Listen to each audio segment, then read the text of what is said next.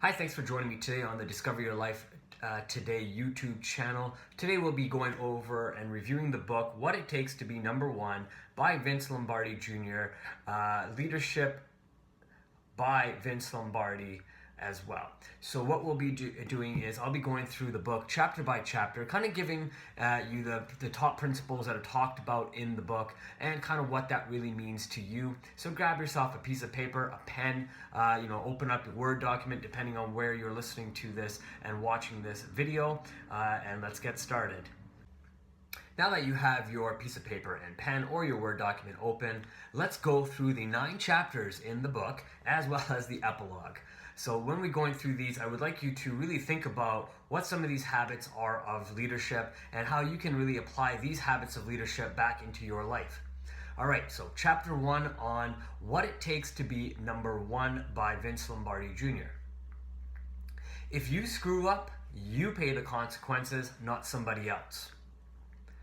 When you have a meeting, focus on exchanging information and decisions. Once a decision is made, ensure that that decision is final, and then you can move forward to implement that decision that was made. The difference between success and failure is the number of people that are in the decision-making process. Chapter 2.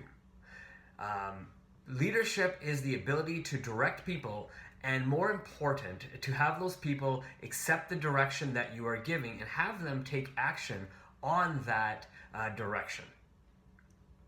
People want to be independent and dependent at the exact same time. So allow them to have that, and all you do is delegate through your leadership ability. Know yourself and who you are. Build your character on your beliefs. So if you have strong beliefs in something, stand on that foundation and keep building on those beliefs over time. You will become a great leader because people really know where you stand at any time it comes down to making a decision. Earn your stripes and don't cheat yourself out of valuable lessons that are taught through daily life. Think big picture, not short term. Leaders are made, they're not born. So pick up some books, listen to some audio, check out some great podcasts, get together with other leaders that are out in the industry that you're looking to be a leader in, and brainstorm with them or find the information you need so you can be the most impactful leader you would like to be. Chapter 3. Make decisions based on your understanding of who you are. Leadership begins with self-knowledge. Self-knowledge comes from self-discovery. So if you don't know who you are, you may want to sit down with a piece of paper and a pen, ask yourself some important questions, find out who you are and who you'd like to be. Because once you know who that person is, you can then start developing the leadership skills you need so you can lead perhaps, your family or, maybe a few people at work or even 100,000 people, depending on the size of company you'd like to potentially build someday. You can't build a team if you're a different person yourself each and every day. As you suffer, you can grow wiser. What this means is, as you go through things in life, we don't necessarily mean suffer as in you got to go through poverty. What it means is when you start learning, you start being able to be wiser through your mistakes or through your, questioning of other people. You become wiser in what you need to do next, so you don't go back and make the same errors again and again and again. Find your own tools. That means, develop your own system. Realize your purpose. You have to understand that you need to go outside of yourself sometimes to realize what your purpose is.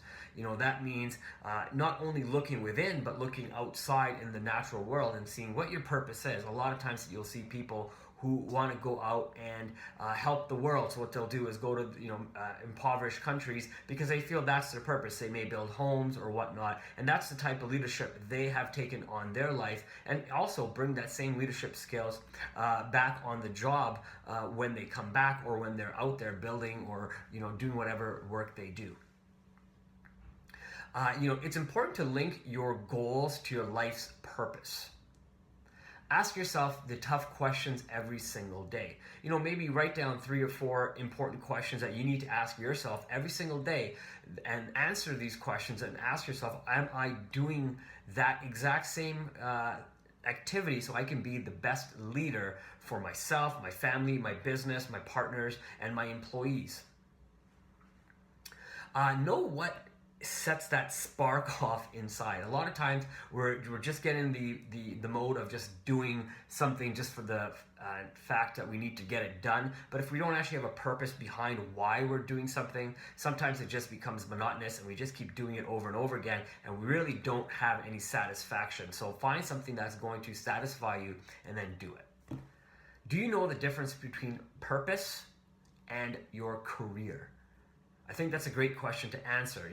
A lot of people, like I said, we just get kind of caught up in working day to day, and it's not necessarily part of our daily purpose or our life's purpose or journey. So find out what that is and then start developing the leadership skills around that purpose, not just around your career. Chapter 4. Chapter 4 is about, character. So character is learning from people around us, our heroes and our role models. So find out who those role models are and then start to follow those people, read about them. If you can find books on them, again, podcasts or audio programming, there's lots of different stuff out there on these people. So you can even follow them on their Facebook or Twitter or, Instagram or even Snapchat or whatnot and other various social media platforms and find out more about these heroes that you really look up to. Write your characters. Do not let other people tell you what your character is. So you determine that, not anybody else. Find your truth and you'll find your purpose. Don't react, but act. So that means, when someone says something to you, don't react to it. Maybe just ask a question. Stay calm and collective and don't allow that person to get under your skin. Study the past lives of people, but also live in the present moment and understand how you can take what they've done in the past and apply it to your leadership skills in the future. Have faith that everything will work out. Be proud, but be humble. Search out and destroy prejudice that happens at work, in your day-to-day life, all around the world. Cultivate true compassion for everything you do. Chapter 5. Develop winning habits. Your focus is not what is happening to you, but what you think is happening to you. So that means, just because you're going through something, you attach a reason behind it. That's not always the reason. It's what you want to believe it to be. So, just take it for what it is, what's happening to you, and then keep moving forward and understand how to continue past it. Your own personal habits, you gotta learn from them. Whatever you do on a daily basis, try to understand how that really does impact your leadership style and your leadership skills. Have the courage to grow as a leader. Pretty simple. Embrace your passion for life. Be prepared to sacrifice everything if you're wanting to really go for your dreams and goals. When you commit to something, cut away all the other possibilities and options, especially for failure. You don't, if you need to get away from fishing or let's say sports for a little while, you may need to do that if you want to really start developing this type of skills you need to go for your dreams and then become the right kind of leader that may need to teach somebody later down the road, such as a coach like Vince Lombardi was. Demand total commitment of yourself and from your team.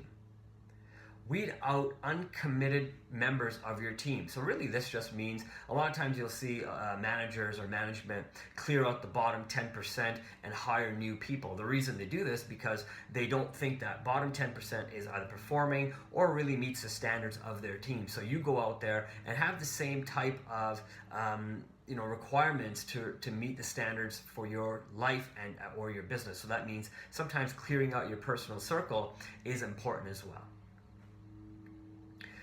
Be disciplined on and off the field. This really means, at work and off work, be disciplined, be the same person through and through.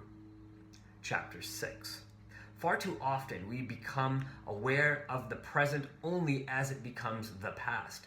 So a lot of times, we're not really present in what we're doing. So we really need to walk and be aware of things that are going on around us, things that we are doing, and why we're doing those things. We need to be authentic. Earn trust through investment of your time into other people. That's exactly what Vince Lombardi did on and off the field. He was the same person. He taught the principles. He would sit down with these guys from the football team and talk to them about the same principles on and off the field, so they understood how to be men on the field as well as off the field when they went back to their families or would go to their businesses or whatnot in the future. Leadership is what people do when no one tells you what to do. It's within you because you know it's the right thing to do. Winning isn't everything, it's the only thing. That's kind of a principle that Vince Lombardi taught his team. It wasn't everything, it's the only thing, meaning, in life you can only be a winner or a loser. Again, that's the game of life. But, the nice thing is when it comes down to business or leadership, you can keep losing as many times, but you have the option and the right to continue to improve yourself so you can eventually be the best leader for yourself and your team or your family. Align your values to your actions. Generate confidence in your ability to lead other people. So that really means getting other people on board with what you're doing, have a support team, have the right people on your team. Again, this goes back to clearing out potentially the bottom 10%. So you have the right people on your team who support you and understand your dreams and goals and help elevate your leadership style as well. The leader and the salesperson must find each person's hot button that they work with and or lead. Find balance in life. Chapter 7. Pick the right organization to work with. Demand autonomy. Respect authority. Delegate the second tier stuff. So anything that's not important, maybe give it to somebody else. That's what leaders do. Leaders focus on what's important now and what's going to grow their business and themselves forward, and everything else they really just hand off to somebody else to take care of because they understand they can do that. And when they do that, that actually helps develop other leaders as well because it's taking and allowing the other person to learn from whatever that second tier project is. Figure out what hat you wear and then wear that right hat. And then leave that hat at the door and put on a new hat so you have the right ability to go out and be the leader or a manager or a father or a brother or a mother or whatnot, a friend, a mentor. Wear the right hat for the right occasion. Build your skills and the skills of your team. Pretty simple, right? Don't think it's a bad thing to let people see you sweat. Let them see you sweat, and that'll show them how hard you are actually working. And when you outwork others, you start seeing the benefits of it in the future. Leaders don't give everyone a vote, but they do give everyone a voice. What that means is leaders allow other people to voice their opinions. They take what has been said, they'll maybe sit on it, understand it, maybe ask additional questions, and implement it if it makes sense. But they're not going to implement every single idea, only the ideas that make sense for them and their team for the progression of it as well. Chapter 8. Success is based on spiritually equality, a power of inspiring others as well. Your job as a leader is to give people what they want. Offer people meaning with your positive words. That's encouragement. Keep the expectations high. Motivate your group, motivate individuals in your group differently because everybody is different and everybody's got a different personality. So everybody needs a different type of motivation. You can't motivate every single person the same way. It never works. Motivate to gain inches, not yards. So, those little step-by-step motivations helps grow everybody together. Like they say, a rising tide raises all ships. So that's what we want to do in leadership. Go where the wisdom is. Again, reading books, podcasts, having a mentor that's going to help you progress in your leadership and leadership ability. Chapter 9. be aware of power of the quote.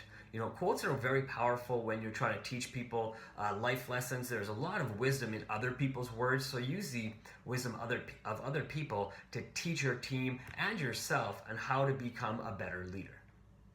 Yesterday doesn't matter. We are only winners today, and then again tomorrow. We have to repeat. We can't live on yesterday's success and hope that yesterday's success will give us today's growth. Try to win them all. That means everybody on your team. Try to win everybody to your side. You're not necessarily you can't connect to every single person, but try your best to be the best leader so you can bring the whole team together. Play and jump on the opportunities that present themselves. As a leader, it is important for us to look at what is available to us, look at all the different opportunities, look at all the skills of the employees that we have, and find a way to take all that, put it together so we can continue to build our business and continue to build the employees, as well as look at profits and build those as well. Tradition is powerful, so have a good tradition in your business. And then allow people to understand what that tradition is, the vision is, your mission is, so you can continue to build on those success principles. Understand the danger of winning and losing as a team together. The epilogue. Embrace paradoxes. Talent is not only a blessing, but it's also a burden that we have to be faced with. As a leader, you have no excuse to fail your team. If you've chosen to be a leader, then have the principles and the character that go with being the leader. If you don't have it, then don't be a leader right now. Keep learning and building on how to be of a person of character so you can then go out and influence people, because if you don't do it correctly, your team will leave you. Treasure your legacy. Again, that goes back to building the right characters and having the right traits. It's like they say, what do you want to leave behind? It's the dash between your birthday and the day you pass away. That dash is your legacy. So, keep building on that legacy of leadership, of love and integrity and trust, and people will see that and talk about that long after you are gone. Thanks for joining me on the Discover Your Life Today YouTube channel. I appreciate you joining me for the talk and book by Vince Lombardi Jr. on his dad's leadership, Vince Lombardi, the Green Bay Packers head coach who was very successful. What It Takes to Be Number One is a great book on leadership to help you understand the challenges you will face as a leader, as well as the things that you need to do. You can definitely go out and purchase the book. It's a great read. Like I said earlier, there's a lot of great principles that you can implement into your life.